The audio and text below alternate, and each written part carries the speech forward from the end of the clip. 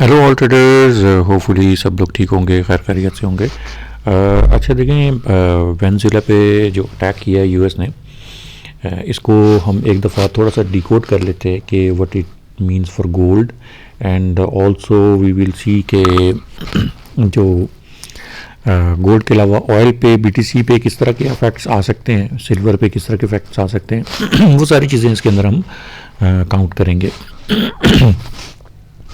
अच्छा देखिए, अभी सबसे पहले हम ये देख लेते हैं कि जो यूएस के एक्चुअल में क्या मकासद थे इसके पीछे। वो सिंपल, वैसे तो प्रेसिडेंट ट्रम्प माशाल्लाह बड़ा सच बोलता है, तो उन्होंने बड़े तरीके सच्चे तरीके से बता दिया है।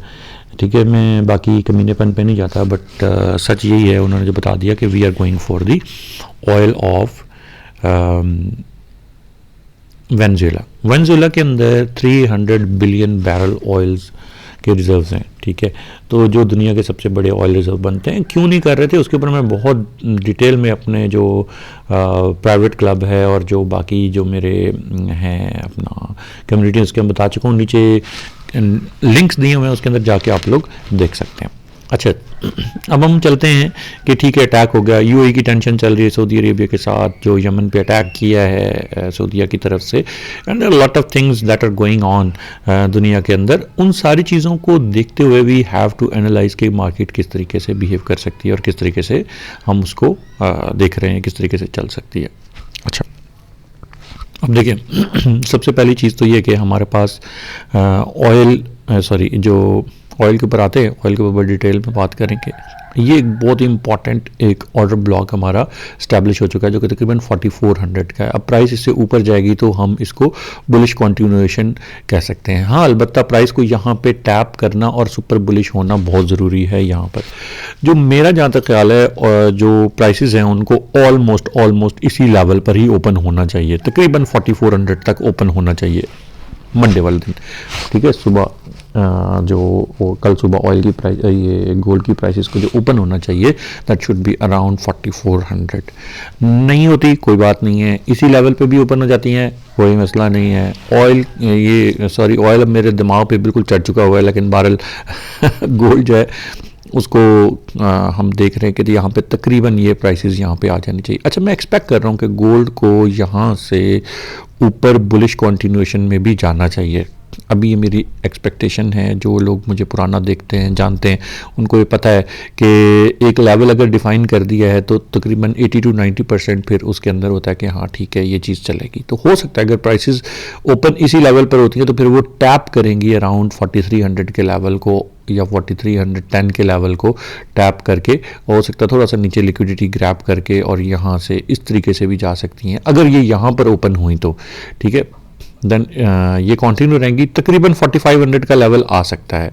ये मैं बात कर रहा हूँ in terms of continuation pattern के, यहाँ से जब ब्रेकआउट भी दे देगा। ठीक है, ये वरना यहाँ तक तो हम एक्सपेक्ट कर ही रहे हैं कि प्राइसेस तकरीबन 4360 से 4380 के दरमियान चली जाएँ। लेकिन अगर यहाँ पे प्राइसेस ओपन होती हैं तो देर इज़ पॉसिबिलिटी कि प्राइस ओपन होते साथ एक दफ़ा अपने गैप को फिल करने के लिए भी आ सकती है। नहीं आएगी, कंटिन्यू रहती है, ब्रेक कर देती है, then we can continue for more price action, और जो कि तकरीबन 4500 के अराउंड हो सकता है। ये तो था जी गोल्ड के हवाले से। अब हम चलते हैं अपना जो नेक्स्ट हमारा है, दैट इज़ सिल्वर प्राइसेस हैं वो भी मैंने लास्ट, अगर आप लोगों को याद हो तो मैंने 72 का टारगेट बताया था कि यहाँ से हम बाइंग करेंगे। 72 से अगर किसी ने बाई किया तो बहुत अच्छा उसको प्रॉफिट भी मिला होगा, तकरीबन 74.5 तक गया। अभी भी प्राइसेस जो हैं वो एक करेक्शन लेने के बाद, एक हैवी करेक्शन लेने के बाद अभी भी प्राइसेस जो हैं वो स्टेबल हैं। और अभी ये जो आप कह लें जो सिचुएशन अभी बनी है, इसके बाद बहुत ज़्यादा आउट परफॉर्मेंस तो मैं नहीं देख रहा अभी इसके अंदर लेकिन बहरहाल we have good opportunity silver के अंदर भी। मैं जो सिल्वर को बाय करूंगा ना, दैट विल बी, ये मैंने नीचे लेवल मार्क किए हुए हैं, 59 से लेके 54 तक के हैं। ठीक है, अच्छा, उससे पहले अगर किसी ने बाइंग करनी है, कोई रिस्की ट्रेड लेना चाहता है, तकरीबन ये एक लेवल, एक अच्छा लेवल बनता है, जो कि नेक्स्ट एक लिक्विडिटी ग्रैबिंग टाइप का एक बस लेवल है। अब मैं इसको देख रहा हूँ कि हो सकता है कि पॉसिबिलिटी है कि प्राइस जो है वो इस जगह पर आ जाए, तो कि तकरीबन 67 कह लें, 65 67 के अराउंड अराउंड का एरिया है, ठीक है। यहाँ से प्राइसेस भी उठ सकती हैं, बट मैं जो अपने हिसाब से जो देख रहा हूँ, जो मैं लॉन्ग टर्म टारगेट्स के हिसाब से देख रहा हूँ, स्विंग के हिसाब से 59 से 54 का है।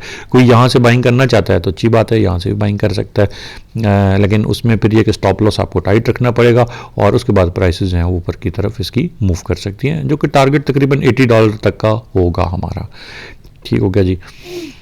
अच्छा, उसके बाद हम आ जाते हैं ऑयल पे। ऑयल की प्राइसेस अभी से जो इंटरनेशनल मार्केट में जो फ्लक्चुएशन इसकी बताई जा रही है कि इस टाइम पर हो चुकी है, दैट इज़ अराउंड 5%। तो 57 का 5% निकाल लें, तकरीबन कह लें कि 57 का अगर 5% निकालें, अभी फ्लक्चुएशन जो कि बड़े बड़े जो हैं ट्रेडर्स वो बता रहे हैं। अच्छा, वैसे ऑयल ने तकरीबन यहाँ पे बता दिया था, डे एंड क्लोजिंग पे ही हमें बता दिया था कि भाई मैं अब थोड़ा सा ऊपर जाने की कोशिश कर रहा हूँ, तकरीबन 58 59 पे तो वैसे ही जाने की कोशिश कर रहा हूँ। तो तकरीबन 59 के अराउंड प्राइसेस का ओपन होना या 60 के अराउंड ओपन होना, ये कोई बहुत ही अजीब बात नहीं होगी, क्योंकि ऑयल की प्राइसेस अराउंड यहाँ पे ये जो एरिया है, ये जो मैं मार्क कर रहा हूँ, मैं आपको मार्क करके दे देता हूँ, यहाँ पे ओपन हो सकती हैं। गैप फिलिंग के लिए आए तो बहुत अच्छी बात है, जो कि मुझे नहीं लगता गैप फिलिंग के लिए अब भी आएगा ऑयल, और ऑयल में इतनी गैप फिलिंग वाला होता भी नहीं है, ना गोल्ड में होता है ना इसमें होता है, करेंसी ट्रेडिंग में होता है या स्टॉक ट्रेडिंग में होता है, इसमें इतना नहीं होता। ठीक है, तो वी कैन एक्सपेक्ट कि प्राइस जो है वो इस लेवल पे ओपन हो, इस जोन में कहीं पे, and then it will continue. और अगर ये क्राइसिस चलते रहते हैं, वेनेजुएला अटैक बैक करता है, चाइना उसमें इन्वॉल्व हो जाता है, तो फिर ये तकरीबन 68.4 का हमारा टारगेट होगा ऑयल की प्राइसेस का नेक्स्ट वीक के अंदर। ठीक है, ये हमारा नेक्स्ट वीक का टारगेट होगा, ये मैं आप लोगों के सामने यहाँ पे रख देता हूँ।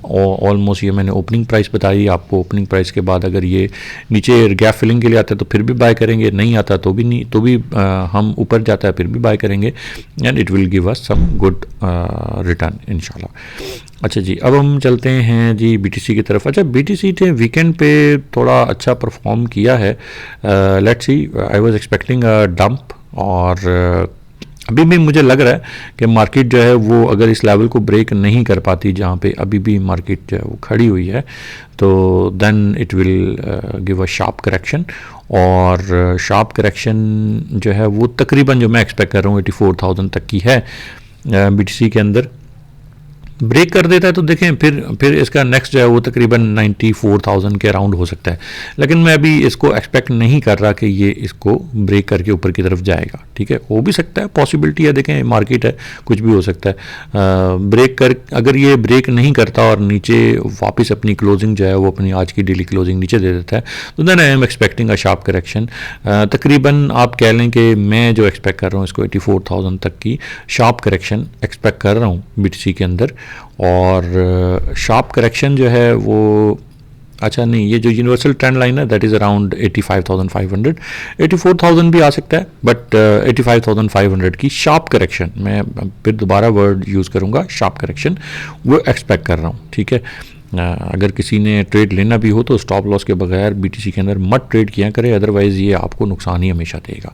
ठीक है, अच्छा, उसके बाद अगर प्राइस एक्शन इसको नहीं होल्ड कर पाता तो फिर ये अपने नेक्स्ट 80,000 या 74,000 टारगेट पे जा सकता है, बट इट्स बेटर, अगर आप सेफ ट्रेडिंग करते हैं और सेफ रहना चाहते हैं तो इट्स बेटर कि अभी जब तक ये जियो पॉलिटिकल सिचुएशन इस तरह की चल रही है तो डिप में बाय कीजिएगा। ठीक है, सेलिंग में कोई बंदा ना बैठे, इट्स मच बेटर। ठीक है, तो होपफुली एवरीबडी इज़ क्लियर। मैं सारी जितनी भी सिचुएशन मैंने बताई है वो आप लोगों को जियो पॉलिटिकल सिनेरियोज को देखते हुए मैंने बताई है, and hopefully all these things will work, and we will see next week के किस तरीके से इन्होंने वर्क किया। जिस तरह हम हर हफ्ते देखते हैं, लास्ट वीक में हमने कोई फोरकास्ट नहीं दी थी due to I was travelling to Lahore, और अब चूँकि आई एम बैक तो I will regularly give forecast, और ये वीकली फोरकास्ट है। वी विल ट्राई कि हम लाइव ट्रेडिंग के लिए भी आएँ। हम लोगों को पता है कि लाइव ट्रेडिंग के अंदर हम क्लियरली बताते हैं, लोगों की तरह नहीं करते कि भाई ये इस तरह से, तो इस तरह से यहाँ से ऊपर जाएगा तो ऐसे हो जाएगा वैसे हो जाएगा, हम क्लियरली बता देते हैं। तो किसी ने चैनल को नहीं सब्सक्राइब किया हुआ तो ज़रूर सब्सक्राइब भी कर लें, and hopefully you will get some good trades and good information from our channel. Thank you very much. Take care. Allah Hafiz.